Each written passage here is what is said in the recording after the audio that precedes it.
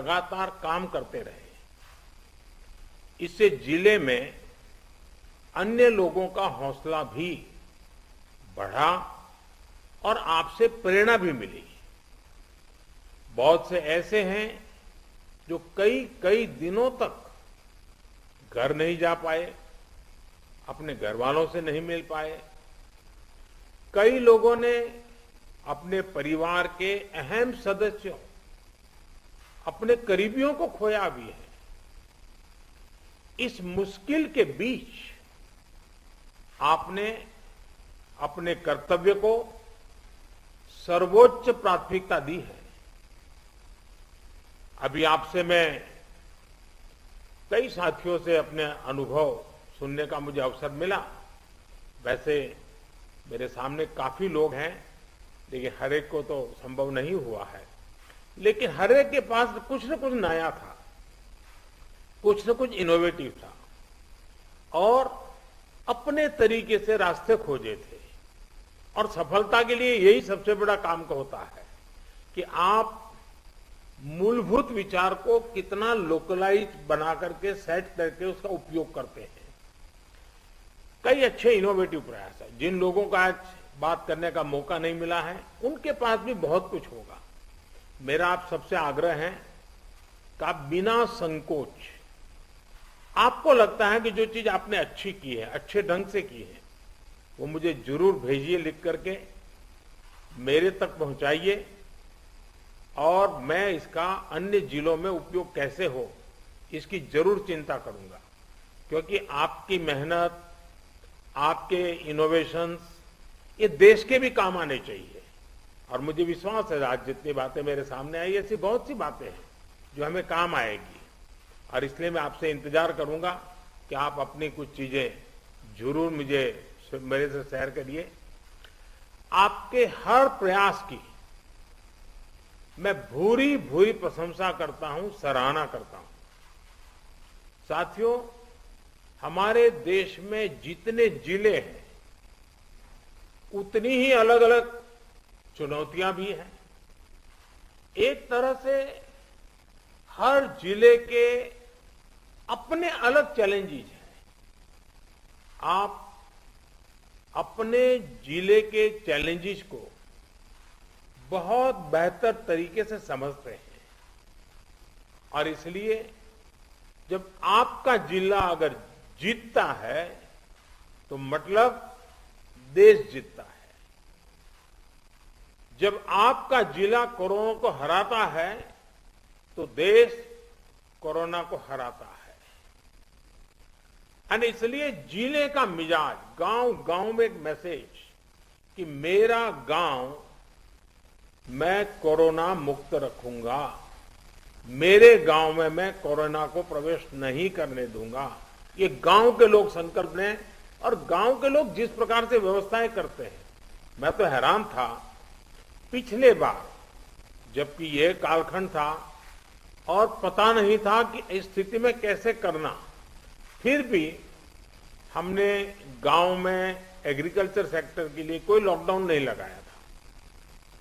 और मजा यह है कि खेतों में गांव के लोग काम करते थे तो खेत में भी सोशल डिस्टेंसिंग के साथ खेती के काम शुरू किए थे। पिछली बार आपको याद होगा।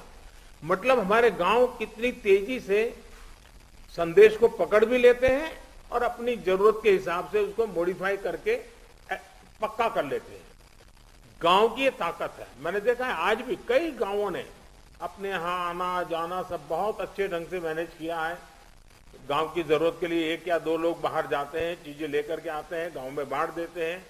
और गांव में से कोई मेहमान भी आए तो उसको पहले बाहर रखते हैं। गांव की अपनी एक ताकत होती है, उस ताकत का अपना एक उपयोग होता है।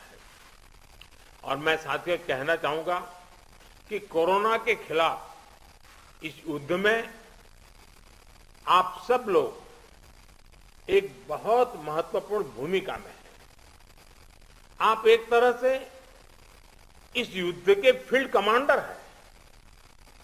जैसा कि किसी भी युद्ध में होता है, फील्ड कमांडर बड़ी योजना को मूर्त रूप देता है, जमीन पर उस लड़ाई को लड़ता है, परिस्थिति के अनुसार निर्णय लेता है। आप सब भारत की इस लड़ाई के महत्वपूर्ण फील्ड कमांडर्स के रूप में आज नेतृत्व संभाल रहे हैं और इस वायरस के खिलाफ हमारे हथियार क्या है? हमारे हथियार हैं local containment zones, aggressive testing और लोगों तक सही और पूरी जानकारी। हॉस्पिटल्स में कितने बेड्स उपलब्ध हैं, कहां उपलब्ध हैं, ये जानकारी आसानी से उपलब्ध होने पर लोगों की सहूलियत बढ़ती है।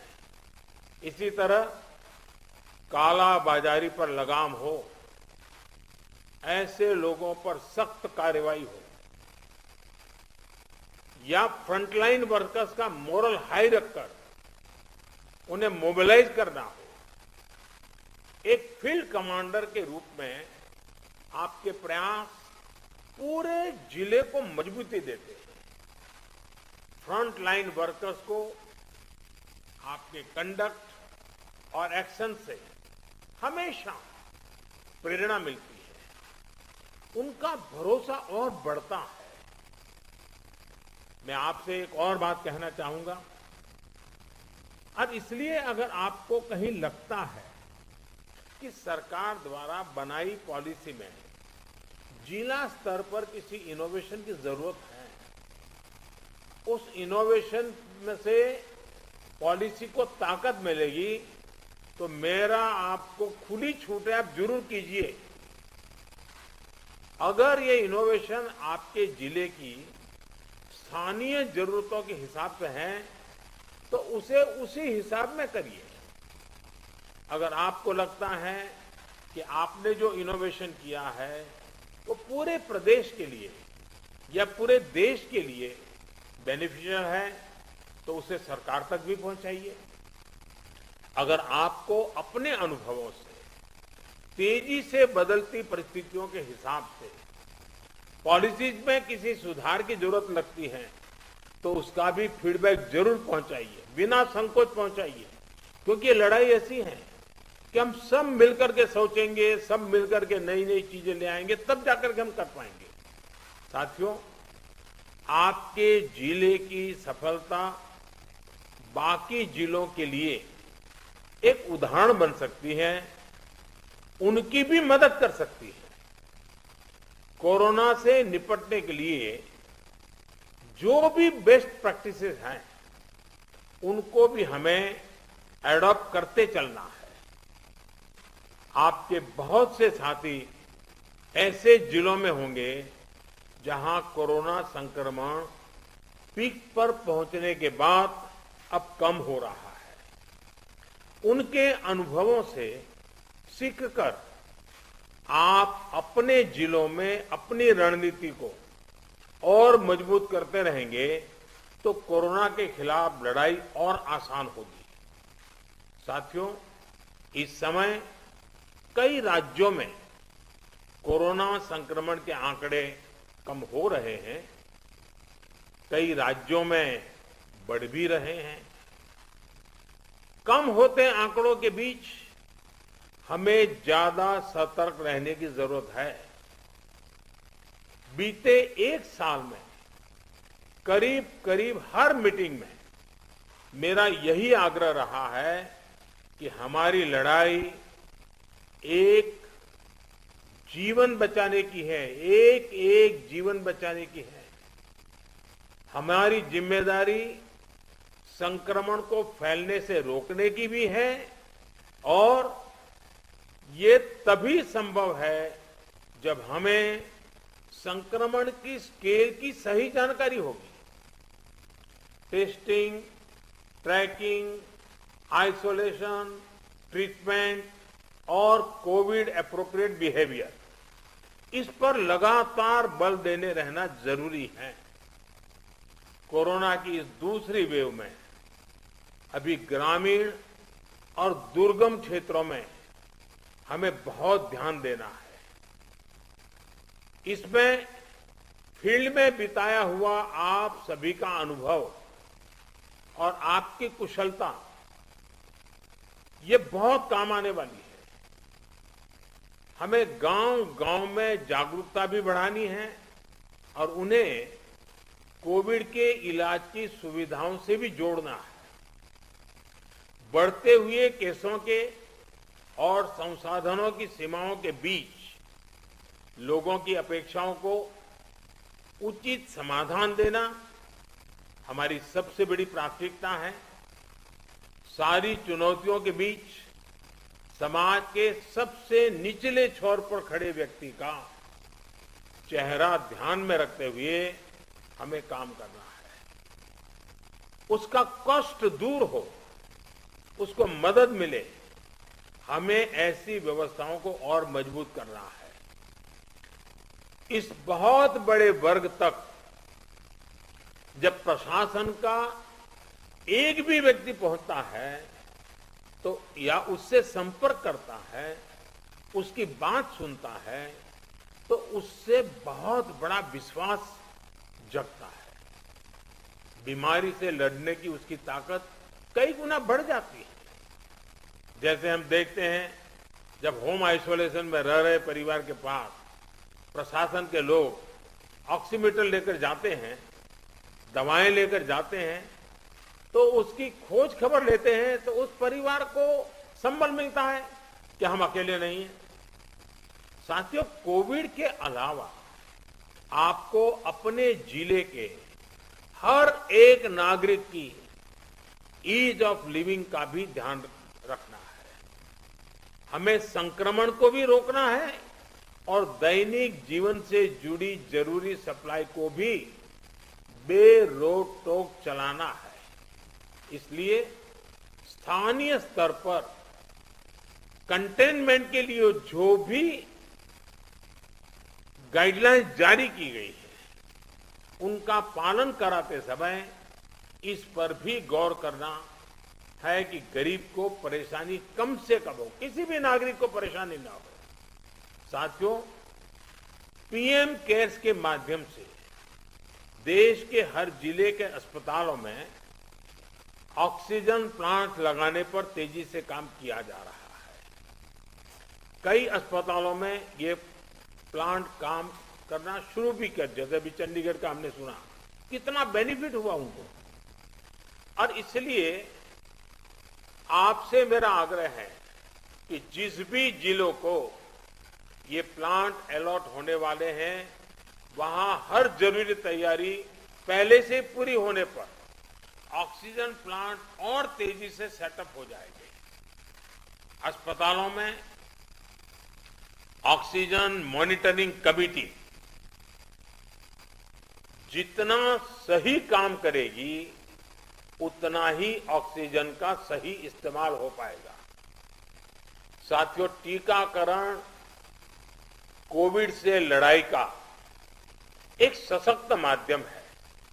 इसलिए इससे जुड़े हर भ्रम को हमें मिलकर के उसको निरस्त करना है। कोरोना के टीके की सप्लाई को बहुत बड़े स्तर पर बढ़ाने के निरंतर प्रयास किए जा रहे हैं। वैक्सीनेशन के लेकर व्यवस्थाओं और प्रक्रियाओं को हेल्थ मिनिस्ट्री लगातार स्ट्रीमलाइन कर रही है। कोशिश ये है कि अगले 15 दिन का शेड्यूल राज्यों को एडवांस में मिल जाए। इससे आपको भी पता रहेगा कि जिले में कितने लोगों के लिए वैक्सीन उपलब्ध होने जा रही है और आपको किस हिसाब से तैयारी करनी है। वैक्सीन वेस्टेज रोकने में जिला स्तर पर सही प्रबंधन की भूमिका के बारे में भी आप अच्छी तरह जानते हैं। आपके सहयोग से वैक्सीन वेस्टेज पूरी तरह रुक सकती है। इतना ही नहीं, ऑप्टिमम यूटिलाइजेशन की दिशा में हम सफलतापूर्वक आगे बढ़ सकते हैं।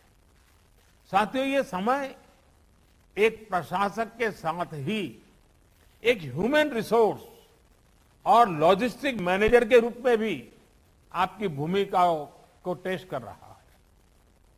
मेडिकल से जुड़ी सप्लाई ही नहीं, बल्कि आपके जिले में दूसरी जरूरी सप्लाई भी पर्याप्त हो, ये बहुत जरूरी है।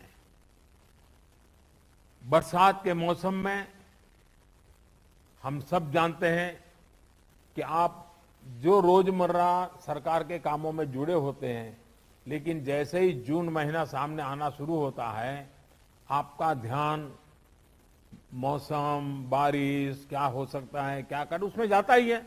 काफी आपको अटेंशन देना पड़ता है।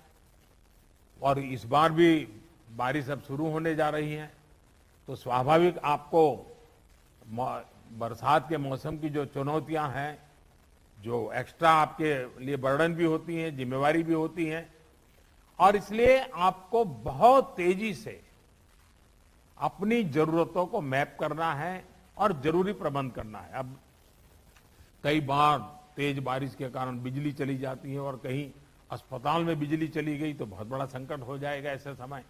तो ये चीजें अभी से हमको सोचनी पड़ेगी। चुनौती बड़ी है, लेकिन हमारा हौसला उससे भी बड़ा है और हमारा रिस्पांस न भूतो न भविष्यति, ऐसा ही होना चाहिए। इसी हौसले और संकलन के साथ, इसी इरादे और संकल्प के साथ हम देश को इस संकट से बाहर निकालेंगे। अभी कोरोना के खिलाफ आपको जो अनुभव मिलेंगे, वो भविष्य में भी आपके भी और देश के भी बहुत काम आने वाले हैं। इन अनुभवों का सही इस्तेमाल करके आप आगे भी देश की बड़ी सेवा कर सकते हैं। मुझे विश्वास है कि आपके सहयोग से, आपके कुशल नेतृत्व से, आपके कुशल प्रबंधन से भारत कोरोना के खिलाफ इस लड़ाई में मजबूती से आगे बढ़ेगा। मुझे खुशी है कि आज सभी जो राज्य इस मीटिंग में हैं, उनके सभी माननीय मुख्यमंत्रियों ने भी समय निकाला। जब कार्यक्रम की रचना कर रहे थे, तब लग रहा था कि मुख्यमंत्रियों का समय इसमें व्यस्त करने की जरूरत नहीं है, क्योंकि जिले के लोगों से बात करना है, वो तो जानते ही थे। लेकिन फिर भी इस विषय के प्रति गंभीरता को लेकर के, संवेदनशीलता को लेकर के मुख्यमंत्री भी इसमें जुड़े हैं, ये बहुत ही स्वागत योग्य है।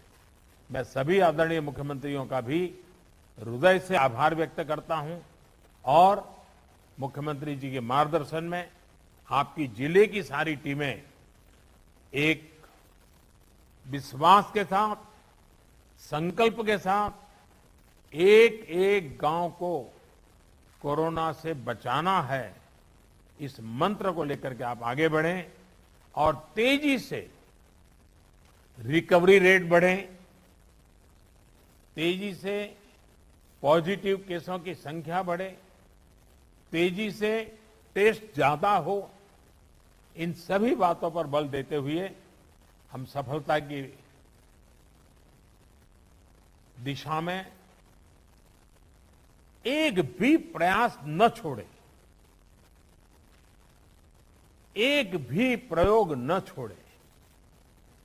मुझे विश्वास है कि जो आपसे सुना है उसमें एक आत्मविश्वास भी है, अनुभव भी है, नए नए तौर तरीके भी हैं। ये सारी चीजें अपने आप में बहुत बड़ा विश्वास पैदा करती है।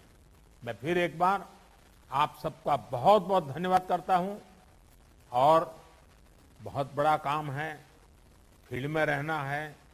आपके स्वास्थ्य का भी जरूर ख्याल रखिए, अपने परिवारजनों के स्वास्थ्य का भी ख्याल रखिए और आप जिस क्षेत्र को संभाल रहे हैं, वहां के एक एक नागरिक के स्वास्थ्य को बनाए रखने में आपका नेतृत्व काम आए, इसी अपेक्षा के साथ बहुत बहुत धन्यवाद, बहुत बहुत शुभकामनाएं।